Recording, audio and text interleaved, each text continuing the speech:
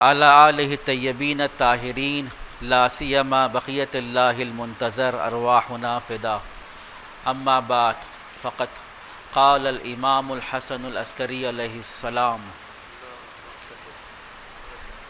List العبادۃ کثرت الصوم والصلاۃ وانما العبادۃ کثرت التفکر فی امر اللہ۔ صلوات بھیجیے اس میں آپ یہ۔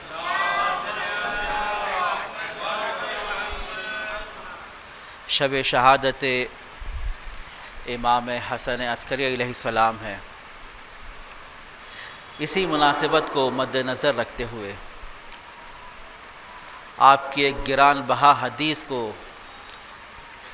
سرنام سخن قرار دیا ہوں، جہاں ہمارے امام حسن عسکری علیہ السلام، صلوات بھیجیے آپ صلی اللہ محمد وعلی محمد، ارشاد فرما رہے ہیں اور بتا رہے ہیں کہ عبادت کسے کہتے ہیں، عبادت کسے کہتے ہیں۔ خدا نے انسان کو عبادت کے لیے، عبودیت کے لیے، بندگی کے لیے خلق کیا ہے، اور انسان کا وظیفہ ہے کہ خدا کی بندگی کرے، خدا کی عبادت کرے۔ لیکن ہمیں پتہ چلنا چاہیے کہ ہم کس طرح سے خدا کی عبادت کریں، کس طریقے سے خدا کی بندگی کریں تاکہ خدا ہم سے راضی ہو جائے، تاکہ خدا ہم سے راضی ہو جائے۔ ہمیں اس عبادت کے مفہوم کو جاننا ہوگا، عبادت کی حقیقت کو جاننا ہوگا، اور اس حقیقت کو وہی بتا سکتا ہے جو ولی خدا ہوگا، جو اللہ کی جانب سے بھیجا ہوا ہوگا، جو اللہ کا بھیجا ہوا ولی ہوگا، جو اللہ کی طرف سے منسوب خلیفہ ہوگا۔ وہ ہمیں بتائے گا کہ کیسی عبادت ہمیں کرنی ہے جو خدا ہم سے چاہتا ہے۔ اس طرح سے ہمیں عبادت نہیں کرنی ہے جو ہمارا دل چاہتا ہو، جو ہم پسند کرتے ہوں، بلکہ ایسی عبادت کرنا ہے جو خدا پسند کرتا ہو، جو خدا پسند کرتا ہو۔ امام حسن عسکری علیہ السلام ایک ایسی عبادت کی طرف جو خدا پسند کرتا ہے اس کی طرف اشارہ کر رہے ہیں، اور بتا رہے ہیں کہ اگر خدا کی عبادت کرنا چاہتے ہو پہلے سمجھو کہ عبادت کیا ہے۔ کہتے ہیں کہ لیست العبادۃ کثرت الصوم والصلاۃ،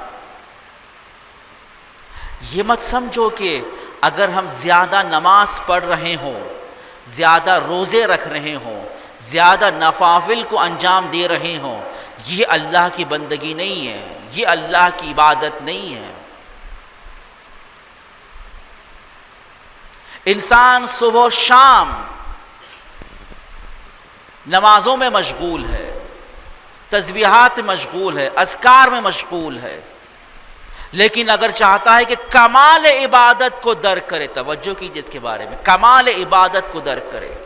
ہاں یہ بالکل جو انسان اپنے صبح و شام اللہ کے ذکر میں مشغول ہو، اللہ کی نماز میں مشغول ہو، روزہ رکھتا رہو، خدا اسے ثواب عطا کرے گا، لیکن وہ چاہے گا کہ کمال عبادت کیا ہے، جو خدا پسند کرتا ہے، جو خدا ہم سے مطالبہ کر رہا ہے۔ وہاں امام فرماتے ہیں کہ انما العبادۃ کثرت التفکر فی امر اللہ۔ توجہ کیجئے، یہاں پر عربی میں ایک صیغہ حصر کہتے ہیں کہ یہی اور یہی، اس سے علاوہ کوئی اور نہیں۔ اگر آپ چاہتے ہیں کہ کمال عبادت کو درک کریں، کمال عبادت کو حاصل کریں، فقط اور فقط یہی ہے۔ کیا ہے؟ امر خدا میں تفکر کرنا، خلقت کائنات میں، خلقت الہی میں تفکر کرنا، کائنات میں تفکر کرنا، یہ کمال عبادت ہے، یہ کمال عبادت ہے۔ خدا چاہتا ہے کہ ایسی عبادت کو بندے سے قبول کرے جو معرفت کے ساتھ ہو، جو علم کے ساتھ ہو، جو تفکر کے ساتھ ہو۔ وہ کس کی عبادت کر رہا ہے؟ جس کی عبادت کر رہا ہے اس کی معرفت اس کے پاس ہونی چاہیے. کس کی عبادت کر رہا ہے، کس عالم میں اور کس کائنات میں عبادت کر رہا ہے، اس کائنات کی معرفت اس کے پاس ہونی چاہیے. اور یہ بھی جاننا چاہیے کہ خود اس کی معرفت کیا ہے، اس کی نفس کی معرفت کیا ہے. اس میں انسان تفکر کرنا ہوگا، اسے شناخت حاصل کرنی ہوگی، اس کی معرفت حاصل کرنی ہوگی. جب اپنے آپ کو پہچانے گا، اپنے معبود کو پہچانے گا اور کائنات کی معرفت حاصل کرے گا، کہتے ہیں کہ یہ کمال عبادت ہے.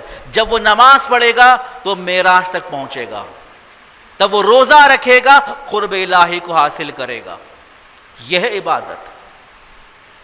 اس لیے تو کہتے ہیں نا، اس لیے تو کہتے ہیں کہ وہ عالم جو یقین کے ساتھ سو رہا ہو اس کا سونا بہتر ہے ایک ایسے عابد سے جو بغیر معرفت کے، بغیر یقین کے رات بھر عبادت کر رہا ہو. ہم نے کئی بار سنا ہے اس کے بارے میں، کئی بار اس حدیث کو ہم نے درک کیا ہے اور پڑھا ہے. بس پتہ چلا کمال عبادت انسان کو تفکر کرنا ہے، انسان کو جاننا ہے، انسان کو پہچاننا ہے، انسان کو شناخت حاصل کرنا ہے. عبادت کا کمال یہ نہیں کہ انسان ڈھیر ساری نمازیں پڑھ رہا ہو بغیر معرفت کے، بغیر یقین کے، بغیر تفکر کے. امام فرماتے یہ عبادت نہیں ہوگی، یہ عبادت نہیں ہوگی. میں اسی حدیث سے گریز لیتا ہوا کہوں گا اور بتاؤں گا. جس طرح سے امام کہہ رہے ہیں کہ کثرت نماز، کثرت روزہ عبادت نہیں ہے، تفکر کے ساتھ نماز ہونی چاہیے، یقین کے ساتھ نماز ہونی چاہیے. اسی طرح سے کثرت مجالس عبادت نہیں ہے، تفکر کے ساتھ مجلسیں ہونی چاہیے، یقین کے ساتھ مجلسیں ہونی چاہیے. جس طرح سے نماز کے لیے امام کہہ رہے ہیں کہ، جس طرح سے روزے کے لیے کہہ رہے ہیں کہ فقط نمازیں ادا کر دینا بغیر معرفت کے اور بغیر تفکر کے، کس کی نماز پڑھ رہا ہے، کس لیے نماز پڑھ رہا ہے، بغیر تفکر کے جو نماز پڑھے گا کہتے ہیں یہ عبادت نہیں ہے. جو یہ نہیں جانتا کہ اس عبادت کا ہدف کیا ہے، اس نماز کا فلسفہ کیا ہے، اس روزے کا فلسفہ کیا ہے، اس کی حقیقت کیا ہے، کس کے لیے عبادت کر رہا ہے، اس ذات کے اوصاف کیا ہے، اس ذات کے صفات کیا ہے، اس کائنات کی معرفت کے بغیر، اس یقین کے بغیر کہتے ہیں کہ نماز نماز نہیں ہے، روزہ روزہ نہیں ہے. اسی طرح سے وہ مجلسیں جہاں پر امام حسین کے قیام سے جو معرفت نہ رکھتا ہو، کس لیے امام حسین قیام کیے ہیں، کس لیے امام حسین نے، کس ہدف کے لیے امام حسین نے اپنی قربانی دی ہے، کس فلسفے کے لیے، کس مقصد کے لیے اپنے انصار کی قربانی دی ہے، اپنے اولاد کی قربانی دی ہے. مجلسیں اگر ہوں تو تفکر کے ساتھ ہو، مجلسیں اگر ہوں تو یقین کے ساتھ ہو، مجلسیں اگر ہوں تو معرفت کے ساتھ ہو. جب انسان اس مجلسوں سے باہر آئے تو وہ سوچے کہ میں اس مجلس میں شرکت کیا ہوں، کیا مجھے حاصل ہوا ہے. امام حسین کی کتنی معرفت ہمیں حاصل ہوئی ہے، میری زندگی میں امام حسین کس حد تک آئے ہیں، کیا میں امام حسین کے مقصد سے نزدیک ہوا ہوں. نماز کیوں پڑھتے ہیں آپ؟ یہ ہم تمام عبادت اس لیے کرتے ہیں تاکہ ہم خدا سے قربت حاصل کریں. کہتے ہیں نا قربتاً اللہ، تاکہ ہم ہر عبادت میں شرط ہے، یہ نیت کرنا شرط ہے. اگر یہ نیت نہ ہو، نماز نماز نہیں ہے، روزہ روزہ نہیں ہے، حج حج نہیں ہے، زکوٰۃ زکوٰۃ نہیں ہے. کیونکہ نیت یہاں پر ہے. کو نیت کیا ہے؟ میں نماز اس لیے ادا کر رہا ہوں، روزہ اس لیے ادا کر رہا ہوں، حج اس لیے ادا کر رہا ہوں تاکہ خدا کی قربت کو حاصل کروں. جہاں پر اس قربت نہ ہو وہاں پر وہ نماز نہیں ہے، وہ روزہ نہیں ہے. اسی طرح سے وہ مجلس جہاں پر امام حسین کی قربت نہ ہو، جو امام حسین کے مقصد سے نزدیک نہ ہو رہا ہو، وہ مجلس مجلس نہیں ہے. جس طرح سے نماز نماز نہیں ہے جہاں پر قربت خدا نہ ہو، تفکر اللہ کے بارے میں تفکر نہ ہو، معرفت نہ ہو، وہ نماز نماز نہیں. اسی طرح سے وہ مجلس مجلس نہیں ہو سکتی. اگر مجلس میں جائیں تو ہم کیا حاصل کر رہے ہیں، کیا ہماری زندگی میں اثر ہو رہا ہے، وہ مجلس ہوگی، وہ کمال مجلس ہوگی جس مجلس میں وہ شرکت کیا ہو، امام حسین کے مقصد سے نزدیک ہوا ہو اور امام حسین کے قیام میں تفکر کیا ہو اور اپنی زندگی میں اعمال کیا ہو، برے کار لے کر آیا ہو، اس کی مجلس کمال مجلس ہوگی، اس کی مجلس کمال مجلس ہوگی۔ یہ ہمارے امام حسن عسکری علیہ السلام بیان کر رہے ہیں اور بتا رہے ہیں کہ یہ انسان کی حقیقت ہے، یہ انسان کی اصلیت ہے، جو ہمیں اس حقیقت کے ساتھ نماز ادا کرنا ہے، اس حقیقت کے ساتھ روزہ ادا کرنا ہے اور اسی حقیقت کے ساتھ مجلسیں برپا کرنا ہے۔ ایام اضحیٰ کا اختتام ہے، ایام اضحیٰ کا اختتام ہے۔ بالکل ایک انسان ایک درسگاہ میں جاتا ہے، ایک مدرسے میں جاتا ہے، ایک کورس میں جاتا ہے، کورس کا ڈیوریشن چاہے 1 مہینے کا ہو، 2 مہینے کا ہو، 1 سال کا ہو۔ جب وہ کورس تمام ہوتا ہے تو اپنے آپ کو ایویلیویٹ کرتا ہے، اپنے آپ کو حساب کرتا ہے کہ میں اس کورس سے کس حد تک حاصل کیا ہوں، کیا مجھے حاصل ہوا ہے، کیا میری زندگی میں ارتقاء ہوئی ہے، کس چیز کی میری اندر قوت آئی ہے۔ یہی تو ہوتا ہے نا، ہر کورس میں جو انسان شرکت کرتا ہے، چاہے وہ شارٹ کورس ہو چاہے وہ لانگ کورس ہو، وہ اپنے آپ کو ایویلیویٹ کرے گا، حساب کرے گا کہ میں اس درس سے، اس کورس سے، اس کلاس سے کیا حاصل کیا ہوں۔ 2 مہینے 8 دن ہمارے تمام ہونے والے ہیں۔ ایک امام حسین کی ہم درسگاہ میں شریک ہوئے ہیں، جو بڑی درسگاہ ہے، ایک دانشگاہ ہے، ایک یونیورسٹی ہے۔ اس یونیورسٹی میں ہم درس میں آئے ہیں، شرکت کیے ہیں۔ اس 2 مہینے سے ہم نے کیا حاصل کیا ہے؟ ہماری معرفت میں کتنا اضافہ ہوا ہے؟ ہماری زندگی میں کیا اثرات نمودار ہوئے ہیں؟ ہماری زندگی کس حد تک متحول ہوئی ہے؟ ہماری زندگی میں کیا انقلاب آیا ہے؟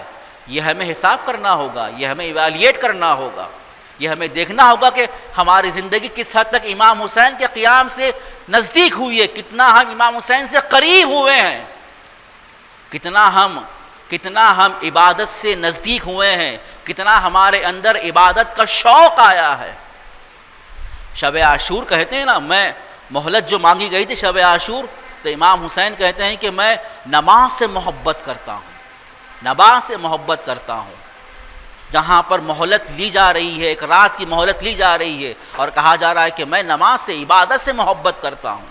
جو امام حسین کی عزاداری برپا ہو رہی ہو، جو اس امام حسین کے درس میں شریک ہو رہا ہو، اس کے وجود میں عبادت کی محبت ہونی چاہیے۔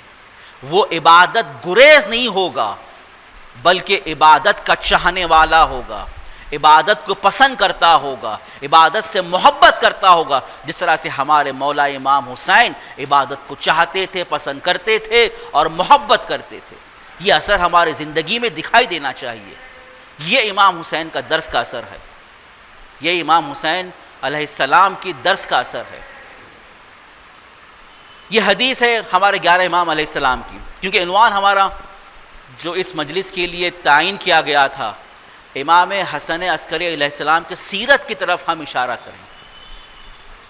بہت ہی کم ایسا موقع ملتا ہے کہ جہاں پر ہم امام کے بارے میں، امام کی سیرت کے بارے میں، امام کی زندگی کے احوال کے بارے میں زیادہ واقف نہیں ہیں۔ مجلسیں تو برگزار ہو رہی ہیں، برپا ہو رہی ہیں، لیکن امام کی معرفت ہمیں نصیب نہیں ہو رہی۔ امام کے بارے میں جاننا بے انتہا ضروری ہے۔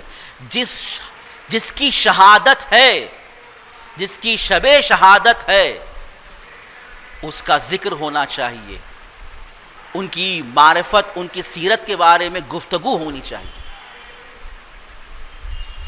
بہت ہی افسوس کے ساتھ کہوں گا، بہت ہی افسوس کے ساتھ، جو ہمارے بچے، مخصوصاً جو چھوٹے بچے ہیں، ہر سال محرم میں، ہر شہادت میں بچے مجالس میں جاتے ہیں۔ بہت ہی افسوس کی بات یہ ہے کہ بعض کو 12 امام کے کمپلیٹ نام یاد نہیں ہے۔ بعض بچوں کی بات کر رہا ہوں میں۔ یہ کیا ہے؟ اگر جب انسان مجلسوں میں جا رہا ہے، درسگاہ حسینی میں جا رہا ہے، اسے ائمہ کے 12 نام نہیں پتہ، معصوم کے 14 نام نہیں پتہ، جب اسے کہا جائے کہ گنو اول سے لے کے آخر تک، بیچ میں آ کے اٹک جائے گا، بیچ میں جا کر اٹک جائے گا۔ یہ ہم نے مشاہدہ کیا ہے جب درسوں میں پوچھا ہے تو یہ بچے بول نہیں پا رہے ہیں. بعض بچوں کی بات کرو, تعجب ہماری بات ہے کہ پھر وہ درسگاہ سے کیا سیکھے ہیں, درسگاہ سے کیوں ہمارے امام کے بارے میں. آخر دیکھیے اس میں آپ ایک یہ بات کافی افسوس کی بات یہ ہے کہ جہاں پر روایت میں ہے کہ دین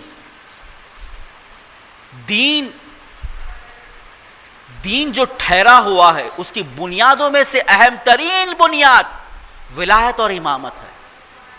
ولایت اور امامت ہے. اگر امامت ہو, اگر ولایت ہو, نماز بھی ہے, روزہ بھی ہے, حج بھی ہے. اگر ولایت نہ ہو, اگر دین نہ ہو, روایت کا مفہوم ہے نہ نماز قبول ہے نہ روزہ قبول ہے. لیکن ہم اس امامت کے ماننے والے, اس ولایت کے ماننے والے ہیں, لیکن ہم اس ولایت کے بارے میں, امامت کے بارے میں نہیں جانتے, اس کے بارے میں معرفت نہیں رکھتے.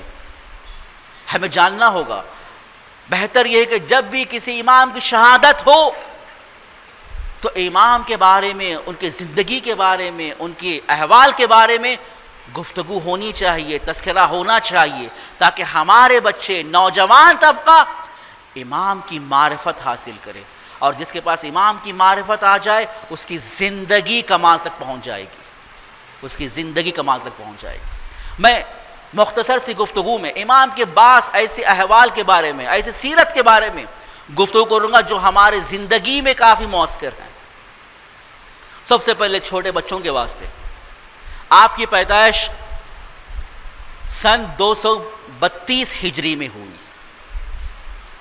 232 ہجری میں 232, اور آپ کی شہادت 8 ربیع الاول 260 ہجری میں ہوئی, 260 ہجری میں, 260 ہجری میں. جب آپ 4 سال کے تھے آپ مدینے میں تھے اپنے بابا 11ویں 10ویں امام علی النقی علیہ السلام صلوات.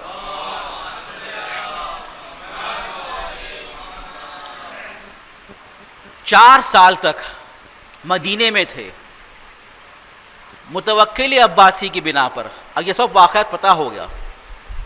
متوکل ہمارے 10ویں امام علی النقی کو مدینے سے, اللہم صلی علی محمد وعلی, 10ویں امام کو مدینے سے سامرہ کی طرف بلاتا ہے, اور امام حسن عسکری علیہ السلام کی عمر 4 سال کی ہوتی ہے. اور آپ یہ جاننا چاہیے سامرہ بغداد کا شہر ہے, انشاءاللہ خدا آپ کو زیارت نصیب کرے کربلا کی, نجف کی. بغداد سے قریب ایک شہر ہے جس کا نام سامرہ ہے, بہت ہی خوبصورت شہر ہے جس کا اصل نام سرہ من رایا ہے. ایک ایسا آباد شہر ہے, ایک ایسا جھاڑوں سے یا کہیں دیکھیں اس میں یہاں پہ ہر چیز سے لبریز شہر ہے. لوگ اس منطقے میں, اس ایریے میں جب جاتے تھے تو اور جانے والا بے انتہا مسرور ہوتا تھا, خوشحال ہو جاتا تھا, اس کا دل سکون پاتا تھا. تو اسی لیے کہتے ہیں کہ عربی میں سرہ من رایا, سرہ من رایا, جو بھی اس شہر کو دیکھتا تھا, اس منطقے کو دیکھتا تھا, وہ مسرور ہوتا تھا. تو یہ ایک لفظ ہے, یہ لفظ جا کر سامرہ بن گیا, سامرہ بن گیا. امام کو آپ کے فرزند کے ساتھ, 11 امام کے ساتھ متوکل عباسی بلاتا ہے, اور سامرہ میں آپ قیام پذیر ہوتے ہیں.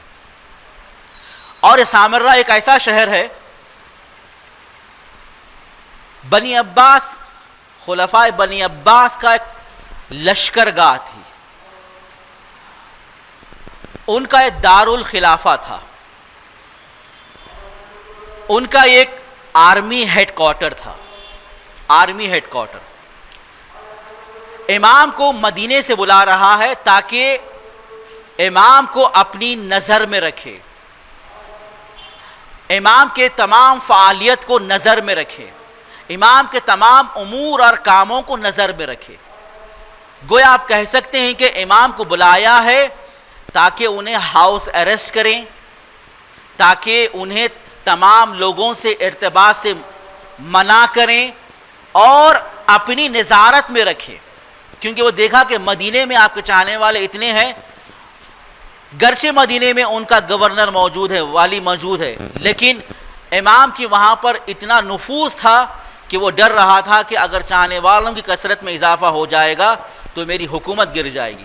تو وہ کیا کرتا ہے، وہ مدینے سے سامرا کی طرف، وہ سامرا جو ایک آرمی ہیڈ کوارٹر ہے، چاروں طرف لشکر ہی لشکر ہے، چاروں طرف لشکروں کا انبار ہے، لشکروں کا ہیڈ کوارٹرز ہے، ان کے رومز ہیں، ان کے آفیسز ہیں، ان کے ادارے ہیں. کوئی یہاں پر عام انسان کی سکونت اور مسکن نہیں ہے. اس جگہ پر امام کو لاتا ہے اور اپنی نظارت میں رکھتا ہے، 10ویں امام. اور آپ کے فرزند بھی آپ کے ساتھ ہوتے ہیں. تقریباً 20 سال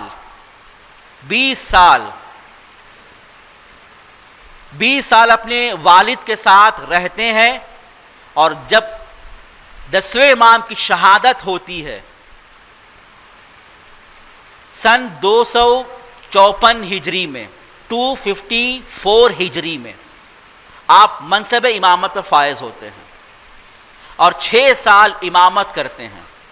254 ہجری سے لے کر 260 ہجری تک 6 سال کی امامت. یہ مختصر سا دیکھیں، اس میں آپ ایک امام کی تاریخ ولادت اور تاریخ شہادت اور مدت امامت کے حوالے سے. لیکن ہمارا عنوان یہاں پر امام علیہ السلام کی سیرت کے حوالے سے ہے. امام علیہ السلام کی زندگی میں جو احوال نمودار ہوئے، جو رویدات حوادث نمودار ہوئے، اس کے بارے میں ہم جاننا چاہیں گے. سب سے پہلے جب آپ کا بچپن تھا، راوی کہتا ہے کہ میں نکلنے کے بعد دیکھتا ہوں کہ امام علیہ السلام 11ویں امام کم سنی کا عالم ہے، دوسرے بچے کھیل رہے ہیں اور آپ ایک کنارے رو رہے ہیں. راوی سمجھتا ہے کہ اس لیے وہ رو رہے ہیں کہ جو بچے جس چیزوں سے، جس کھیل کے ابزار سے وہ کھیل رہے ہیں وہ امام کو نصیب نہیں ہوا ہے، وہ امام کو نہیں دے رہے، اس لیے امام رو رہے ہیں. راوی آتا ہے، کہتا ہے کہ کیونکہ وہ امام سے واقف تھا، کہتا ہے کہ ابن رسول اللہ، اے فرزند رسول، آپ کیوں رو رہے ہیں؟ آپ یہ آپ کا رونا کیوں ہے؟ اتنے گھبرانے کی بات کیا ہے؟ یہ کھیل کے اوزار ہیں، یہ کھیل کے انسٹرومنٹس ہیں، ٹھیک ہے ہم آپ کے لیے فراہم کر دیں گے، آپ رونا بند کیجئے. فوراً امام جواب دیتے ہیں کہ ہم کھیل کود کے لیے، بیہودہ کام کے لیے پیدا نہیں ہوئے ہیں. کھیل کود کے لیے، بیہودہ کام کے لیے ہم پیدا نہیں ہوئے. فوراً راوی تعجب میں پڑ جاتا ہے، وہ سمجھ رہا تھا کہ امام اسی کھیل کے واسطے رو رہے تھے. تو فوراً پوچھتا ہے کہ آپ کس کے لیے پیدا ہوئے ہیں؟ آپ توجہ کیجیے اس کے بارے میں، کس کے لیے پیدا ہوئے ہیں؟ تو امام کہتے ہیں کہ ہم معرفت اور عبادت کے لیے پیدا ہوئے ہیں. توجہ کیجیے، وہی جملہ، معرفت اور عبادت کے لیے پیدا ہوئے ہیں. تو راوی کہتا ہے کہ آپ کہاں سے کہہ رہے ہیں؟ آپ کی دلیل کیا ہے؟ جبکہ امام کمسنی کا عالم ہے. آپ دیکھیے، آپ کمسنی کے عالم میں بھی ایسا عالمانہ جواب دے رہے ہیں. کہتے ہیں کہ کیا تم نے قرآن نہیں پڑھا ہے؟ خدا یہ کہہ رہا ہے کہ افحسبتم انکم خلقتم عبثا، کیا تم گمان کرتے ہو کہ خدا نے تمہیں عبث اور بیہودہ خلق کیا ہے؟ کیا تمہیں کھیل کود کے لیے خلق کیا ہے؟ کیا تمہیں گمان ہے، کیا تم یہ گمان کرتے کہ تم ہماری جانب پلٹائے نہیں جاؤ گے؟ بالکل، ہم عبث مخلوق نہیں ہوئے ہیں، ہمیں خدا بیہودہ خلق نہیں کیا ہے، ہمیں خدا معرفت کے لیے، عبادت کے لیے خلق کیا ہے. پھر راوی پوچھتا ہے کہ آپ ٹھیک ہے، آپ کا جب مقصد خلقت، ہدف خلقت عبادت ہے، معرفت ہے، آپ کے رونے کا سبب کیا ہے؟ مجھے یہ بتائیں، آپ گریہ کیوں کر رہے ہیں؟ امام کہتے ہیں کہ جب میری ماں کو میں دیکھ رہا تھا. توجہ کیجیے، امام ہمیں درس دے رہے ہیں. امام تو معصوم ہے، امام تو اعلیٰ مقام پر ہے، وہ ہمیں بتانا چاہتے ہیں، وہ ہمیں تنبیہ کرنا چاہتے ہیں، ہمیں متوجہ کرنا چاہتے ہیں. کہتے ہیں کہ جب میں اپنی ماں کو دیکھ رہا تھا، جب وہ پکوان میں لکڑیوں کو شعلہ آور کر رہی تھی، جلا رہی تھی، جلانے سے پہلے چھوٹی لکڑیوں سے جلا کر تاکہ وہ پورا شعلہ ابھر کر آ جائے، وہ شعلہ ابھر کر تمام لکڑیوں کو جلا دے۔ میں اس لیے رو رہا تھا ایسا نہ ہو کہ ہم جہنم کی وہ چھوٹی لکڑیاں بن جائیں اور جہنمیوں کے لیے آگ بن جائیں۔ امام ہمیں درس دے رہے ہیں، بتا رہے ہیں کہ اے جان لو، اپنی مقصد خلقت کو جانو، تمہاری خلقت کا مقصد بےہودہ پن نہیں ہے، تمہاری خلقت کا مقصد کھیل کود نہیں ہے، تمہاری خلقت کا مقصد معرفت اور عبادت ہے۔ اگر اس معرفت اور عبادت سے گریز کرو گے، دوری اختیار کرو گے، جہنمیوں کے لیے آگ بنو گے، جہنمیوں کے لیے شعلہ بنو گے۔ یہ ہے مقصد خلقت جو امام اپنی زندگی میں اپنی سیرت کے ذریعے سے لوگوں کو بتا رہے ہیں اور متوجہ کر رہے ہیں کہ جان لو مقصد خلقت کیا ہے۔ یہ امام کا بچپنا ہے۔ جب امام منصب امامت پر فائز ہوتے ہیں، جب امام ہادی امام علی النقی علیہ السلام کی شہادت ہوتی ہے، صلوات بھیجئے اس میں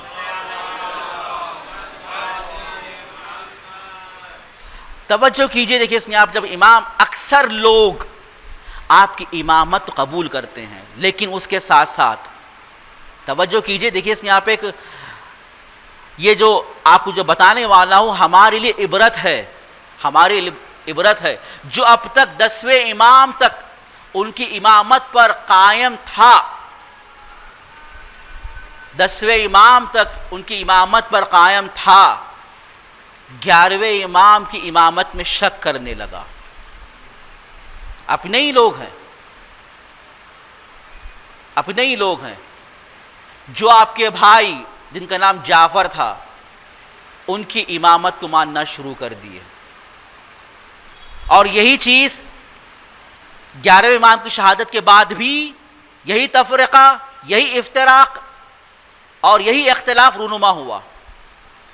یعنی یہ نہیں کہ جعفر جو آپ کے بھائی تھے ان کی امامت کا فقط 11ویں امام کی شہادت کے بعد نہیں ہوا ہے، بلکہ 10ویں امام کی شہادت کے بعد اس کا آغاز ہوا ہے۔ اور ساتھ ہی ساتھ سید محمد جو آپ کے دوسرے بھائی ہیں، توجہ کیجئے اس کے بارے میں، جو آپ کے دوسرے بھائی ہیں، ان کی امامت کے بھی لوگ ماننا شروع کر دیے۔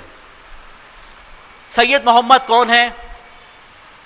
امام حسن عسکری علیہ السلام کے دوسرے بھائی ہیں، بہت ہی بے انتہا مقدس شخصیت، بے انتہا مقدس شخصیت، بے انتہا عابد شخصیت، بے انتہا عالم شخصیت۔ کربلا انشاءاللہ آپ کو زیارت نصیب ہو، جو لوگ ابھی اخیراً کربلا کی زیارت گئے، بلد، جب ہم سامرا سے بغداد کی طرف آتے ہیں تو بلد ایک شہر راستے میں پڑتا ہے جہاں پر آپ کا مزار ہے۔ سید محمد عام طور پر ہمارے ہندوستان اور پاکستان میں، بلکہ حتیٰ ایران عراق میں بھی ہے، ان کے نام سے ہم نذر بھی کرتے ہیں اور بکرے بھی کاٹتے ہیں، سید محمد کے، جو 11ویں امام کے بھائی ہیں، 10ویں امام کے ایک فرزند ہیں، بہت ہی مقدس شخصیت ہے۔ بس ان کی ایک تعریف میں یہ ہے کہ عراقیوں میں رسم ہے، عراقیوں میں رسم ہے، انسان عراقیوں میں کہتے ہیں کہ ہم اللہ کے نام سے جھوٹی قسم کھا سکتے ہیں، لیکن سید محمد کی جھوٹی قسم نہیں کھا سکتے۔ کہتے ہیں کہ عراقیوں میں کبھی بھی وہ لوگ اگر کوئی سید محمد کی قسم کھا لے تو سمجھ جانا کہ وہ سچ بول رہا ہے، جھوٹ نہیں بول رہا ہے، چاہے وہ اپنی دوسری گفتگو میں، دوسرے اپنے محاورات میں، دوسرے اپنے ڈائلاگز میں واللہ کہہ دے، باللہ کہہ دے، سمجھ لو شاید انہیں جھوٹ بھی بول رہا ہو، شاید یہ جھوٹ بھی بول رہا ہو، لیکن جب وہ سید محمد کی قسم کھائیں، عراقیوں میں یہ، تو سمجھ جانا کہ یہ سچ بول رہا ہے، جھوٹ نہیں بول رہا ہے۔ اور اس حد تک ہیبت تھی، توجہ کیجئے بھائی، جب یہ اس کے بارے میں پڑھا تو مجھے کافی تھی کہ حیرت انگیز، میں خود تعجب میں پڑ گیا۔ میں جب صدام کا دور تھا، تقریباً 30 سال پہلے کی بات، صدام کا دور تھا، اور جب وہاں کے شیعہ جب صدام کے خلاف خروج کیے تھے، جو لوگ بڑے ہیں وہ لوگ زیادہ میرے سے واقف ہیں، جب صدام نے کویت پر حملہ کیا تھا تو اسی موقع پر شیعوں نے صدام کے خلاف خروج کیا تھا، قیام کیا تھا.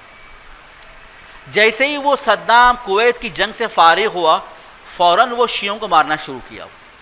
تو شیعہ دیکھیے اس میں اپنی جان بچانے کے لیے کربلا کے حرم میں، نجف کے حرم میں، ہر حرم میں وہ لوگ پناہ لینا شروع کر دیے.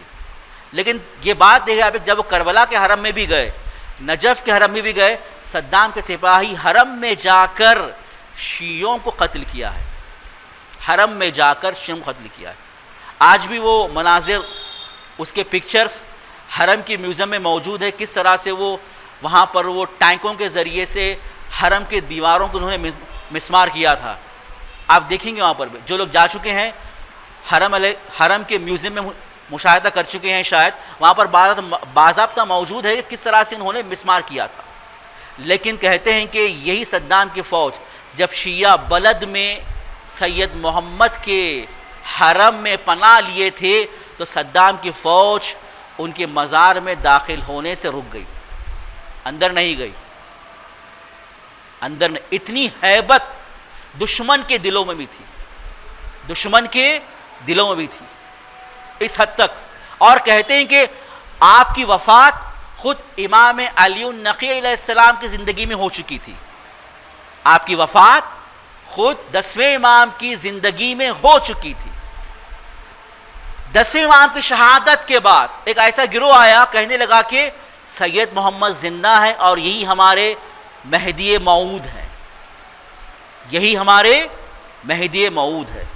توجہ کیجیے، یہی جو 10ویں امام کی امامت تک ماننے والے افراد، وہ لوگ کا تفرقہ ہو گیا، وہ لوگ کے درمیان میں فرقہ واریت آ گئی. ایک جعفر جو آپ کے دوسرے بھائی تھے ان کی امامت کو ماننا شروع کر دیے، دوسرے جو سید محمد جو زندہ بھی نہیں ہیں ان کی امامت قائل ہیں اور کہنے لگے کہ وہ زندہ ہیں، پردے غیبت میں ہیں اور آئندہ وہ ظہور کریں گے اور یہی مہدی ہیں. کون ہیں یہ ہمارے لوگ ہیں. اور تعجب کی بات یہ ہے کہ جو یہ افراد تھے جو اس طرح کے ماننے والے تھے، تاریخ میں یہ ہے کہ علمی اعتبار سے، تعلیمی اعتبار سے بہت ہی کمزور لوگ تھے. اب میں یہاں پر ان کی خصوصیات کو بیان کرتا جاؤں گا اور آپ آج کے ماحول میں اسے کمپیئر کرتے جائیے. سب سے پہلے یہ کہ وہ لوگ تعلیم یافتہ نہیں تھے. یہ جو اس طرح کے جو فرقہ بنائے تھے، امام حسن عسکری علیہ السلام کی امامت کو ماننے کے بجائے جعفر اور سید محمد کو ماننا شروع کر دیے، تعلیم میں ضعیف تھے. اور یہ کہتے ہوئے نظر آئے، کہتے ہیں کہ امام حسن عسکری علیہ السلام کے پاس جیسا علم ہونا چاہیے امام کے لیے ویسا علم ان کے پاس نہیں ہے. توجہ کیجیے، لوگوں کے درمیان میں کیا کر رہے ہیں؟ وہ شکوک اور شبہات کو رائج کر رہے ہیں، بتا رہے ہیں کہ وہ امام حسن عسکری امام نہیں ہو سکتے کہ ان کے پاس ایسا علم ان کے پاس نہیں ہے جس طرح سے امام کے پاس ہونا چاہیے. پھر آگے یہ بھی کہتے ہیں کہ اگر امام ہے تو ان کا لباس اس طرح سے کیوں ہے؟ امام کا لباس ایسا ہونا چاہیے، امام کا لباس اس طرح سے ہونا چاہیے.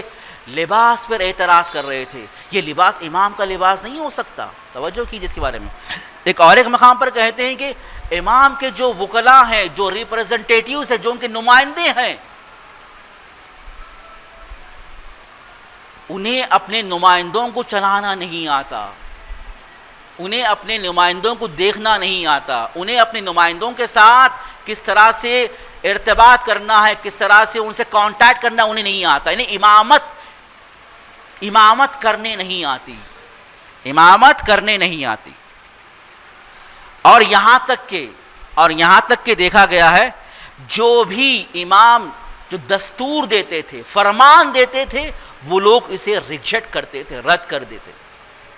یا امام کا جو نمائندہ کسی شہر میں، چاہے وہ شہر حجاز ہو، چاہے وہ شہر قم ہو، چاہے وہ شہر مشہد ہو، رد کر دیتے تھے. امام کا ایک جملہ ہے، توجہ کیجئے، اور بعد میں یہاں پر اپنی جو حقائق ہیں، اپنی جو زمان میں ہے، اسے میں تطبیق دینا چاہوں گا. امام فرماتے ہیں کہ جتنا میری امامت میں لوگوں نے شک کیا ہے اتنا میری اجداد کی امامت میں شک نہیں کیا ہے. جتنا میری امامت میں شک و تردید ہوئی ہے میرے اجداد کی امامت میں اس حد تک شک و تردید نہیں ہوئی ہے. اور تردید کرنے والے کون ہیں؟ جو 10ویں امام تک اپنے آپ کو امامی کہہ رہے تھے، اپنے آپ کو شیعہ کہہ رہے تھے، لیکن جو تعلیم یافتہ نہیں ہوتا ہے، جو جاہل ہوتا ہے، وہی مرجعیت پر، وہی رہبریت پر اعتراض کرتا ہے.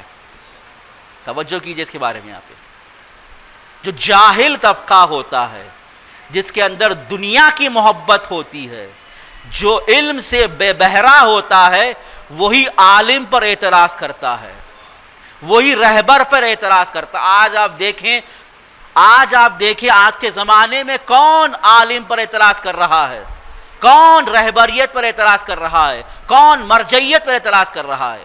ان کے اوصاف کو دیکھیں. جاہل، جہلا، جو علم سے بے بہرا ہیں، وہی اعتراض کرتے ہیں. بتا چلا کہ یہ چیز آج کی نہیں ہے، یہ 1400 سال پہلے سے ہو رہا ہے. جو امام کی امامت پر شک کر سکتا ہے، وہ مجتہد اور مرجع کی ولایت اور اس کی مرجعیت پر بھی اعتراض کر سکتا ہے. ایسے ہی افراد ہیں. یہ مت سمجھیں کہ ہم اتنے اپنے آپ کو شیعہ سمجھتے ہیں. ہم سمجھتے ہیں کہ اگر واقعی دیکھیں اس میں آپ ایک وجہ یہاں پر امام ایک بہت بڑے محقق حتیٰ امام کی روایتوں سے اخذ کرتے ہیں، کیونکہ 11 امام ہیں، کہ یہی وجہ ہے خدا نے اپنے آخری حجت کو پردے غیبت میں رکھ دیا. کیونکہ وہ خدا جانتا ہے کہ ایسے لوگ نہیں ہیں جو حقیقت میں امام کی امامت کو قبول کرتے ہیں، ان کی معرفت رکھتے ہیں. یقین مانیں اگر آج بھی ایسی معرفت جو 72 شہداء نے کربلا میں امام حسین کی امامت پر یقین رکھتے تھے، وہی اگر 72 یا 313 موجود ہو جائے، خدا اپنی آخری حجت کو ظاہر کر دے گا. کیوں ظاہر نہیں کر رہا ہے؟ کیونکہ ویسے 72 کے اوصاف ہمارے پاس نہیں ہیں. جو ان کا یقین تھا ہمارے پاس نہیں ہے، جو ان کی معرفت تھی ہمارے پاس نہیں ہے. اسی لیے خدا بھی اپنی حجت کو پردے غیبت میں رکھا ہے اور دیکھ رہا ہے کہ کون آمادہ ہوگا. جیسے ہی یہ آمادہ ہو جائیں گے شہداء کربلا کی طرح، ان کی اوصاف کو لے کر جب وہ آ جائیں گے تو خدا اپنی آخری حجت کو ظاہر کر دے گا. خدا اپنی آخری حجت کو ظاہر کر دے گا. صلوات بھیجئے اس میں آپ صلی اللہ علیہ محمد. یہ ایک نقطہ ہے جو امام علیہ السلام کی آغاز امامت میں تھا. ایک نقطہ دیکھیں اس میں آپ توجہ کے بات. اور میں نے آپ سے کہا ہے، گفتگو کے سامنے بھی کہا ہے، دیکھیں اس میں آپ پر اتنی پابندی تھی کیونکہ آپ جس جگہ پر آپ موجود تھے گویا آپ قید خانے میں تھے، گرچہ گھر میں تھے، گویا آپ قید خانے میں تھے. پابندی تھی. کہتے ہیں کہ امام سے کوئی ملاقات نہیں کر سکتا، اگر ملاقات بھی ہوگی تو ہمارے نظارت میں ہوگی، ہماری نگاہ کے سامنے ہوگی.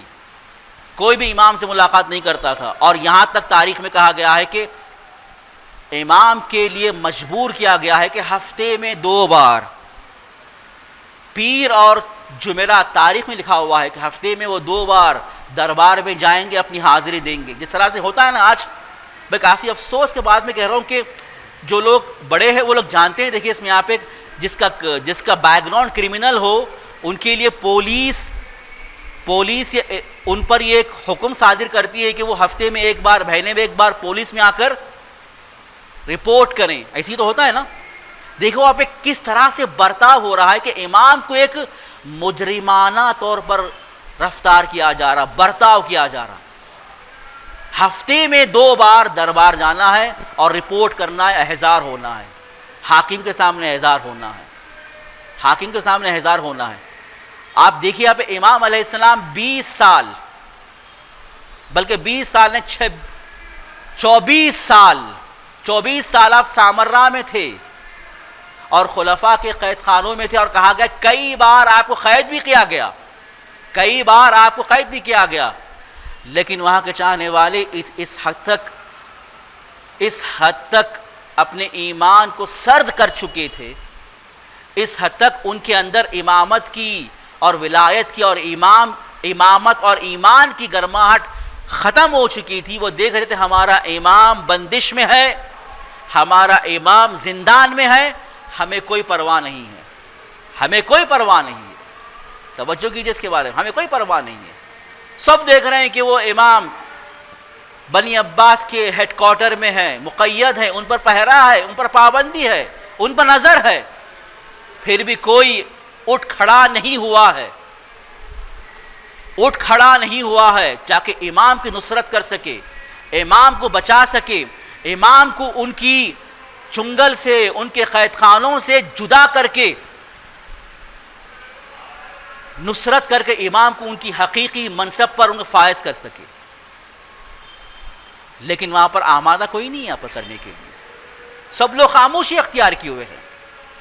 اور کہتے ہیں کہ جب بھی امام علیہ السلام دربار میں جاتے تھے، توجہ کیجیے اس کے بارے میں، چاہنے والے راستے پر دیکھنے کے لیے آ جاتے تھے، نصرت کے لیے نہیں، تماشا کرنے کے لیے آ جاتے تھے. امام کی زیارت کر لیں گے، امام کا دیدار کر لیں گے، امام سے متبرک ہو جائیں گے، امام سے دعا مانگ لیں گے، لیکن نصرت نہیں کریں گے، لیکن نصرت نہیں کریں گے. جب بھی امام جا رہے ہیں دربار کے لیے، راستے میں کھڑے ہو جاتے تھے، راستے میں کھڑے ہو جاتے تھے، ان سے ملاقات کرتے تھے، پھر اپنے گھروں میں واپس چلے جاتے تھے. یہ نہیں پوچھتے امام کیا ہم آپ کو نصرت کی ضرورت ہے، کیا ہم نصرت کے لیے آمادہ ہو جائیں. یہ ان کے لبوں پر نہیں تھا، یہ ان کے زبانوں پر نہیں تھی.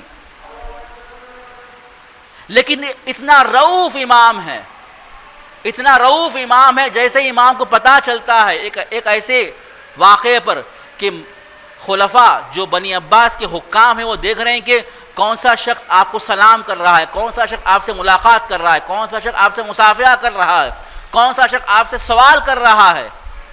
امام کو جیسے خبر ملتی ہے، جیسے ہی خبر ملتی ہے تو ایک میسیج کے ذریعے سے، توقیع کے ذریعے سے اپنے چاہنے والوں کو پیغام دیتے ہیں، جب میں دربار کی طرف جاؤں تو مجھے سلام نہ کرنا، تو مجھے ہاتھ سے اشارہ بھی نہ کرنا، یہاں تک کہ تعبیر ہے کہ آنکھوں سے بھی میری طرف اشارہ نہ کرنا، کیونکہ تم امان میں نہیں ہو، تم امان میں. یہ رؤوف امام ہے. جبکہ چاہنے والے نصرت بھی نہیں کر رہے ہیں، لیکن دیکھ رہے ہیں کہ یہ میرے سے ملاقات کرنا، مجھ سے مصافحہ کرنا، مجھ سے سلام کرنا ان کی زندگی کے لیے مشکل بن جائے گا، وہ لوگ حکام کی جانب سے خطرے میں پڑ جائیں گے. امام کتنا مہربان ہے اور کہہ رہے ہیں کہ مجھے سلام نہ کرنا، حتیٰ مجھے اشارہ تک نہ کرنا، اسی لیے کہ تم نظر میں ہو، اگر مجھ سے ملاقات کرو گے، مجھے سلام کرو گے، یہ حکام تمہیں پابندی میں لگا دیں گے، تمہیں پھنسا دیں گے، تمہیں گرفتار کر دیں گے، تمہیں مشکلات میں ڈال دیں گے. امام کی نگاہ کہاں پر ہے دیکھیے اس میں. آپ ہم اس امام کے ماننے والے ہیں، اس سیرت امام سے سیکھنی چاہیے. یہ امام علیہ السلام کو دیکھیے اس میں. آپ اور آخری بات جس وجہ سے امام کی شہادت ہوئی ہے، توجہ کیجئے، یہ جو ماحول ہے، جبکہ چاروں طرف سے پابندی ہے، لیکن امام اپنی امامت کے فرائض سے پیچھے نہیں ہٹے.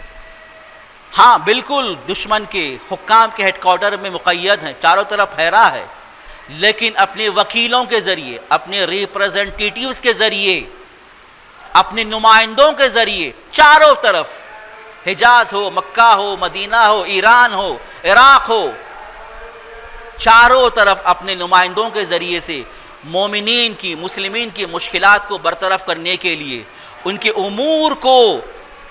امور کو اچھے طریقے سے انجام دینے کے لیے اپنے نمائندوں کو، جو ان کے پروردہ تھے، جو ان کے تربیت یافتہ تھے، بھیجتے تھے تاکہ مومنین کی وہ اصلاح کر سکے، مومنین کی وہ تربیت کر سکے، مومنین کے درمیان میں تبلیغ کر سکے. ایک بہت بڑا چینل تاریخ میں، ایک بہت بڑا چینل امام جبکہ سامراء میں ہے، چاروں یعنی کہ مملکت عربیہ میں چاروں طرف آپ کے نمائندے پھیلے ہوئے تھے، چاروں طرف، اور چاروں طرف امام سے ملاقات کیا کرتے تھے، امام سے خفیہ ملاقاتیں ہوتی تھی، اور امام اپنے اس نمائندوں کے ذریعے سے مومنین کی اصلاح کر رہے ہیں، مومنین کی تربیت کر رہے ہیں، مومنین کی تربیت کر رہے ہیں. اور یہی یہی چیز دشمن کے لیے مشکل بن گئی تھی۔ جیسے ہی انہیں خبر ملتی ہے کہ امام کے چاروں طرف نمائندے پھیلے ہوئے ہیں اور امام سب کے ساتھ ارتباط میں ہے، رابطے میں ہے، کنیکشن میں ہے، انہیں گوارا نہیں ہوا، اور وہ لوگ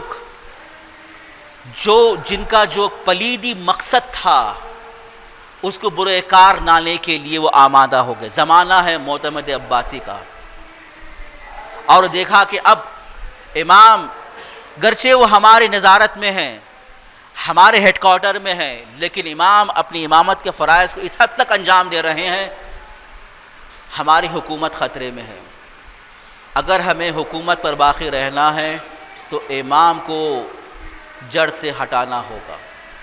تاریخ میں ہے کہ آپ کو زہر سے شہید کیا جاتا ہے۔ معتمد عباسی اپنے کارندوں کے ذریعے سے امام کو زہر دلواتا ہے، اور اسی زہر سے امام کی شہادت ہو جاتی ہے۔ جب آپ کی شہادت ہو جاتی ہے تو خود یہ حاکم معتمد عباسی اپنے تمام وزراء کے ساتھ امام کے گھر آتا ہے، اور امام کے فرزند کو، امام کے اہل خانہ کو تسلیت دیتا ہے، امام کے تدفین کے لیے زمینہ فراہم کرتا ہے، امام کے لیے ہر چیز فراہم کرتا ہے۔ ہاں بالکل، چاہنے والے بھی امام کی جنازے میں شرکت کیے، چاہنے والے بھی آئے، نماز کو ادا کیا، آپ کے آخری حجت کے پیچھے چاہنے والے نماز ادا کیے، سب رو رہے تھے، سب گریہ و بکا کر رہے تھے، لیکن کربلا آئیے، لیکن کربلا آئیے، ایک ایسا بیٹا ہے جو کسی پرسا دینے والا موجود نہیں ہے، وہ کربلا کا ہمارا چوتھا امام علی سجاد زین العابدین۔ 11 محرم ہے، دشمن کاروان حسینی کو کربلا سے کوفہ کی جانب لے جا رہے تھے، کاروان حسینی کو لے جا رہے تھے۔ امام سجاد اپنے بابا کے لاشے کو دیکھتے ہیں، اور یہ عالم آتا ہے کہ تاریخ میں ہے کہ آپ کی روح آپ کے جسم سے جدا ہونے والی تھی، آپ کی روح آپ کے جسم سے جدا ہونے والی تھی۔ پھوپھی زینب آتی ہے، اپنے بھتیجے کو سنبھالتی ہے، بیٹا تم ہمارے امام ہو، تمہارا رہنا ضروری ہے۔ امام اپنے آپ کو سنبھالتے ہیں اور کاروان کو لیتے ہوئے کوفے کی طرف روانہ ہوتے ہیں، اور کوفے سے شام کی طرف جاتے ہیں۔ یہ کاروان حسینی ہے۔ میں ایک حدیث بیان کروں گا۔ امام رضا علیہ السلام اپنے صحابی شبیب سے کہتے ہیں، اے فرزند شبیب، یبن شبیب، ان کنت باقیا لشیء فابکی للحسین علیہ السلام۔ اے ابن شبیب، اے فرزند شبیب، جب کبھی تم گریہ کرنا چاہو تو میرے جد حسین کے لیے گریہ کرو، فإنہ ذبح کما یذبح الکبش، اسے اس طرح سے ذبح کیا گیا ہے جس طرح سے کسی گوسفند کو ذبح کیا جاتا ہے،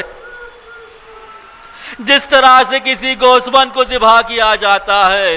قتل معه منه من اہل بیتہ 18 رجلا، اور امام حسین کے ساتھ بنی ہاشم کے 18 جوان بھی شہید ہو گئے۔ لیس لہم فی الارض شبیہ، امام فرماتے ہیں کہ وہ 18 جوان جس کا زمین میں کوئی شبیہ نہیں ہے، میں امام کے بارگاہ میں ہاتھ جوڑ کر کہوں گا، ہاں ان کے زمین میں تو کوئی شبیہ نہیں ہے، کوئی نظیر نہیں ہے، لیکن ایسے علی اکبر ہے جو شبیہ رسول اللہ ہے، جو شبیہ رسول اللہ ہے، لیکن کربلا میں یہ شبیہ ربی کو، یہ شبیہ رسول کو فقطعوا بسیوفہم ارباً اربا، دشمن نے اپنے تلواروں سے ٹکڑے ٹکڑے کر دیا۔ ایک ہے جو بنی ہاشم کا جوان ہے، ہے جو شبیہ حیدر ہے، وہ عباس ہے جو دریا کے کنارے ہاتھ کٹائے ہوئے سویا ہے، ایک ہے جو شبیہ حسین ہے، وہ علی اصغر ہے جس طرح سے حسین کو زندگی میں ذبح کیا گیا، وہ علی اصغر بھی زندگی میں تیر شش و صبا سے جس کا حلق ذبح ہوا ہے، انا للہ و انا الیہ راجعون، رضاً بقضائہ و تسلیما لامرہ۔ بار اللہ ہمارے اس خلیل عزاداری کو قبول فرما، بار اللہ ہمارے آخری حجت کے ظہور میں تعجیل فرما، ہمیں ان کے انصار میں شمار فرما، بار اللہ ہمیں قرآن پڑھنے اور سمجھنے، اس پر عمل کرنے کی توفیق عطا فرما، بار اللہ تیری معرفت، تیرے رسول کی معرفت اور تیرے رسول کے اہل بیت کی معرفت ہمیں عطا کر، بار اللہ پرچم اسلام کو سر بلند فرما، پرچم کفر کو سرنگون فرما، تمام علماء صالح، فقہائے اعظام، مراجع کرام، رہبر معظم کی حفاظت فرما۔